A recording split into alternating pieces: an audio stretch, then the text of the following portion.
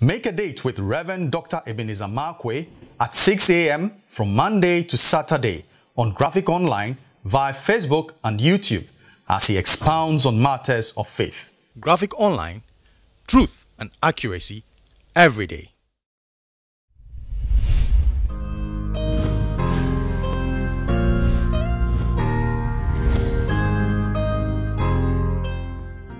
Hello, this is Reverend Dr. Ebenezer Markwei of Living Streams International, bringing you matters of faith with Graphic Online.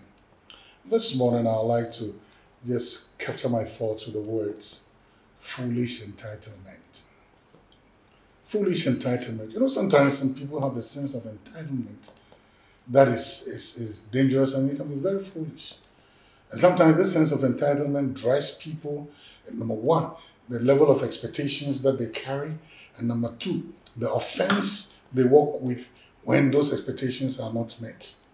Foolish entitlement this morning. My mind is taken back to the story of two sons of David. One was called Adonijah or Adonijah, and the other is called Solomon. Now, remember, just before David died, Adonijah had his eyes on the throne, and he really wanted the throne that badly. And he organized chariots and all those other things, and literally crowned himself king, until Nathan and Bathsheba, the mother of Solomon, stepped in and changed the ball game, and the goalpost shifted from Adonijah to Solomon. Now, there's an interesting story after that. The Bible said right after Solomon had become king, Adonijah, of course, he then had to take the crown of a usurper. Now, he wasn't really the king, but he tried to become the king. Now, so he had this sense of entitlement, and then he goes to Solomon and says to Solomon, you know, my father had a concubine when he was very old, and that woman was a very beautiful, dashingly beautiful woman. And you know what? My father did not really have anything to do, because the Bible clearly states that David, the whole David couldn't do anything with that lady. Man, that then showed you that David was very sick, or very ill. And then Adonijah said, I want that woman to be my wife. Can you give that woman back to me? Now, according to the succession plan and according to the succession principles, what belongs to David belongs to Solomon, because he had succeeded his father and he had become the king after his father. So Adonijah then goes and says, you know, and then look at what he said. He said, you know that the kingdom was mine. I should have been the king. But then, you know, one way or the other, it fell to you. But, you know, give me my father's wife, that beautiful lady over there, that young damsel. I want that particular lady. And that was Adonijah's request. And you know what Solomon said? I think your eyes are still on the throne. I think you still want the throne. And you know, Solomon and his women matter. A man marries 300 wives and 700 concubines. So Solomon doesn't joke with his woman issues. And therefore, when Adonijah went asking for the hand of this beautiful lady, Solomon said, your eyes are still on the throne. And therefore, Adonijah lost his life because of a foolish sense of entitlement. You know, one of the things that I found about, sometimes people walk this earth or they walk their grounds thinking that people owe them. And they have this false sense of entitlement, and that false sense of entitlement, when that expectation is not met, they become angry and then they become destructive. And so they begin to nurse bitterness because of a false sense of entitlement. And sometimes they don't really even deserve what they think they're entitled to. And sometimes the initial engagement, principles of engagement or rules of engagement didn't include that object or whatever the sense of entitlement surrounds.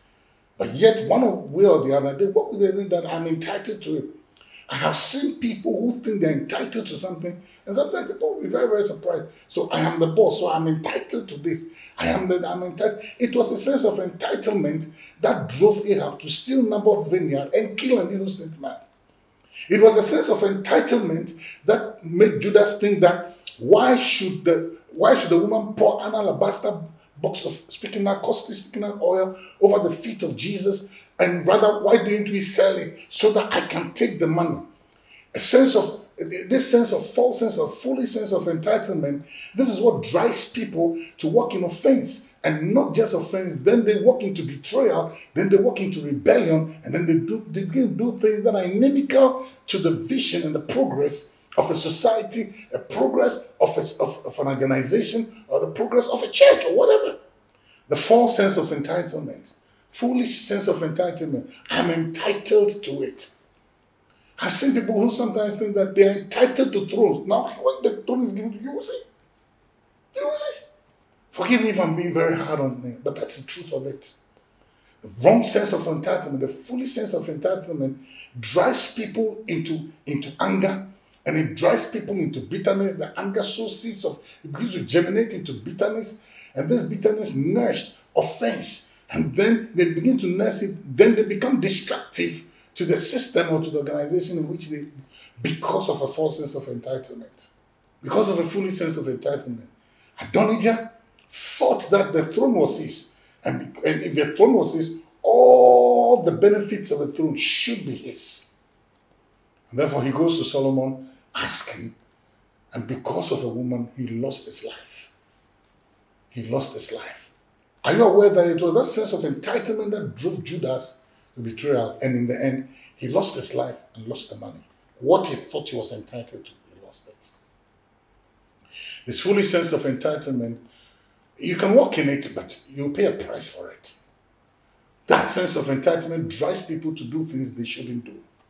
And in the end, they court disaster, and they get married to danger because of a foolish sense of entitlement. Well, the choices are always yours, like I always say. So, see you later.